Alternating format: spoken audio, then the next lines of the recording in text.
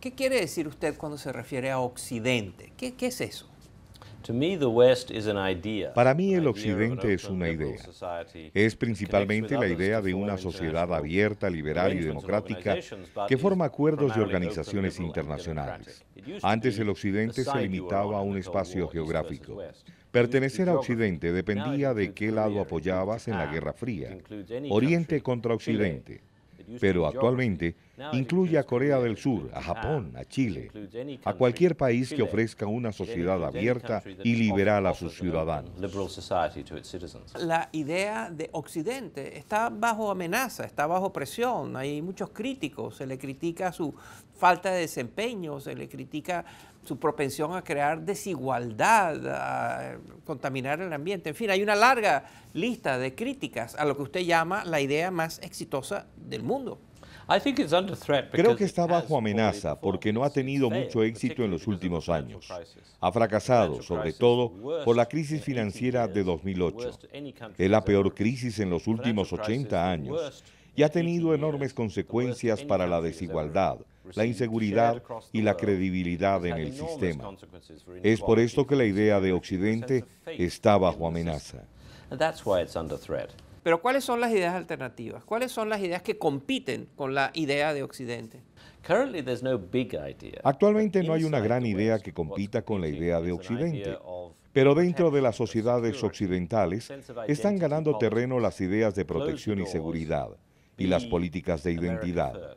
Estoy hablando del cierre de fronteras o de la idea de excluir a los extranjeros y proteger a tus ciudadanos primero. Es la idea de Estados Unidos primero o de Francia primero. Aún no hemos llegado al punto de que grandes ideologías como el fascismo o el comunismo compitan con la idea de Occidente. Pero si no nos cuidamos, es lo que podría pasar en 10 años. ¿No cree usted que Vladimir Putin en Rusia o Xi Jinping en la China están ofreciendo un modelo alternativo? Creo que Vladimir Putin en Rusia, Erdogan en Turquía o Xi Jinping en China están dirigiendo a sus países de una manera diferente, pero no están ofreciendo un modelo que otros quieran emular, con la excepción de otros dictadores. Creo que son amenazas para Occidente por sus actitudes ante las relaciones internacionales y sus posiciones en temas de guerra y paz, pero no representan una alternativa de sistema político como lo fue la Unión Soviética durante la Guerra Fría. El declive de Occidente está asociado muchas veces con el auge de Oriente. Hay un autor, Gideon Rachman, que escribió un libro al respecto. Mire lo que dice Rachman. Si es cierto que el dinamismo económico de Asia está cambiando el orden mundial por completo, entonces creo que es importante estudiar cómo las diferentes regiones están reaccionando ante ello y cómo el orden mundial está cambiando en respuesta al crecimiento de Asia. ¿Qué piensa usted de esto que acabamos de oír? En mi opinión, el ascenso de Asia es un fenómeno fantástico e importante, pero no está destruyendo Occidente.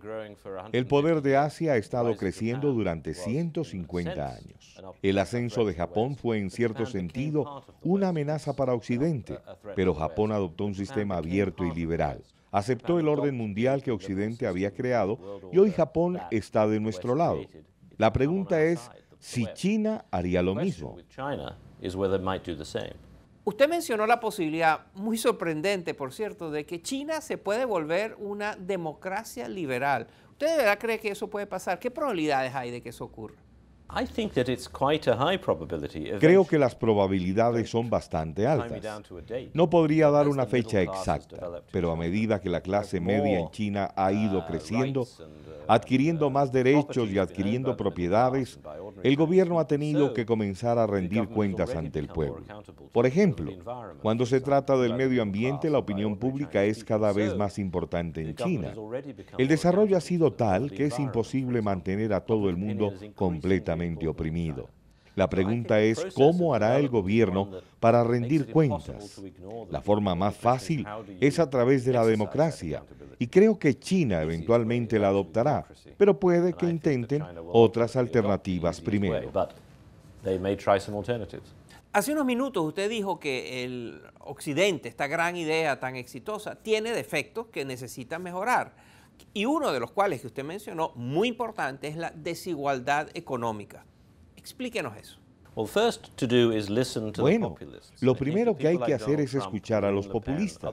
Creo que gente como Donald Trump, Marine Le Pen y otros populistas están haciendo las preguntas correctas. Y es un error que nosotros, los globalistas y liberales, ignoremos estas preguntas o nos burlemos de ellas. Hay que escucharlos, porque aunque tienen las respuestas equivocadas, están haciendo las preguntas correctas. ¿Y cuáles son las preguntas correctas? Las preguntas correctas son: ¿por qué las personas en mi país sienten que ya no pertenecen? ¿Por qué algunos sienten que se han quedado atrás? ¿Por qué hemos perdido un sentido de ciudadanía común? La desigualdad tiene diferentes causas, pero estas causas han ido aumentando en todos los países, y esto ha afectado el sentido de solidaridad que cualquier nación necesita. La idea de Occidente que usted defiende en su libro es la de una sociedad abierta, de una sociedad que está dispuesta a recibir inmigrantes. Y con los inmigrantes vienen también costumbres y formas de actuar, a veces hasta políticamente, que son difíciles de manejar en varios países. Por ejemplo, el uso del velo por los musulmanes en muchos países europeos ha creado fricciones sociales. La adopción de la ley de Sharia, que es la ley islámica, el código islámico de ley que ha sido impuesto en algunos barrios, en algunas partes de Europa, ha creado, por supuesto, gran preocupación. ¿Cómo maneja usted esta contradicción o esta dificultad en que una sociedad abierta también puede estar recibiendo ideas de sociedades más cerradas? Creo que la inmigración es un problema importante para la democracia liberal, porque genera una contradicción entre la apertura que permite que este sistema funcione y la igualdad, la ciudadanía y los derechos políticos que han creado la confianza suficiente para que exista esa apertura. No podemos ignorar las respuestas negativas ante la inmigración. Entonces, ¿qué hacemos? En primer lugar, tenemos que regular su rapidez. También tenemos que invertir en políticas de integración. Y en tercer lugar, creo que los ciudadanos de un país tienen derecho a decidir quién entra a su país y con quién comparten sus derechos.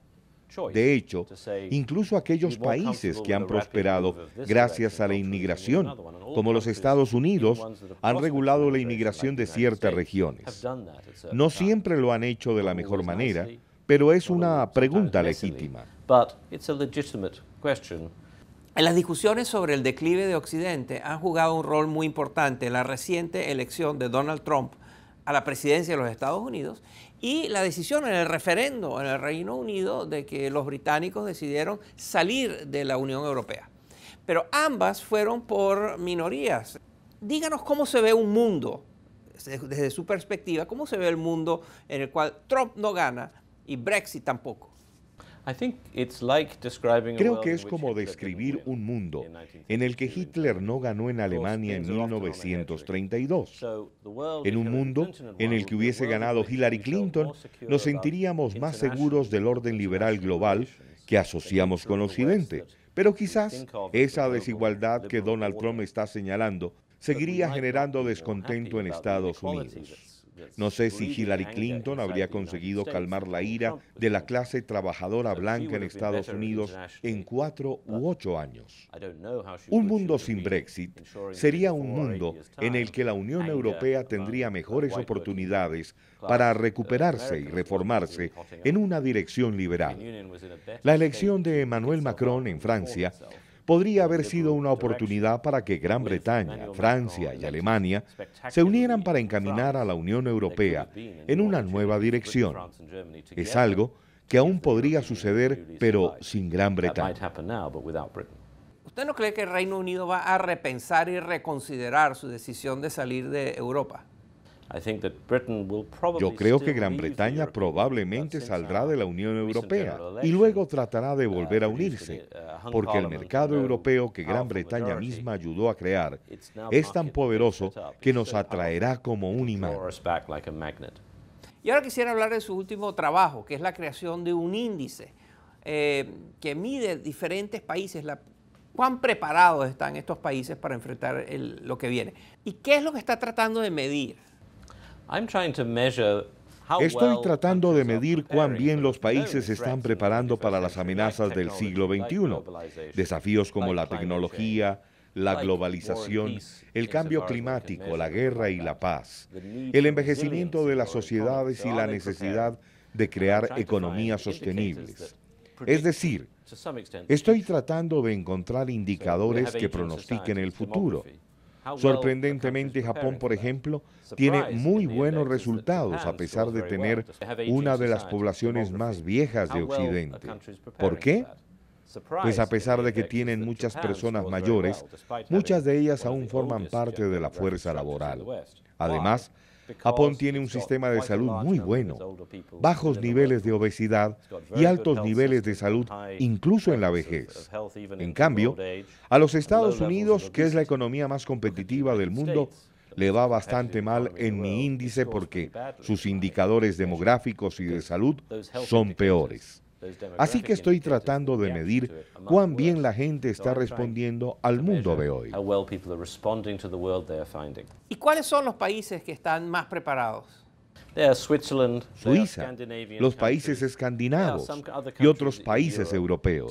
Típicamente, los países más preparados tienen una sociedad más integrada, pero también han invertido recursos públicos en remediar las consecuencias negativas de la innovación y la economía del conocimiento o en la planificación demográfica. Sería un error de mi parte dejarlo ir de este estudio sin preguntarle por el Economist, la revista que usted dirigió por muchos años con gran éxito. Esta revista es considerada una de las más influyentes del mundo. ¿Cuál es el secreto del éxito del Economist? El secreto es percibir al mundo como una conversación común. Es ser una publicación que reconoce la forma en que el mundo se ha desarrollado hacia la globalización, hacia intereses comunes, hacia amenazas comunes. Y eso es lo que hace The Economist. No ofrece una edición para Estados Unidos y otra diferente para Gran Bretaña. Le ofrece al mundo un solo producto, una agenda común. Creo que eso es parte del secreto. Bill Emmott es periodista, columnista, fue editor de la revista The Economist y es autor de muchos libros. Su último libro se llama El destino de Occidente, la batalla para salvar la idea política más exitosa del mundo. Muchas gracias. Thank you.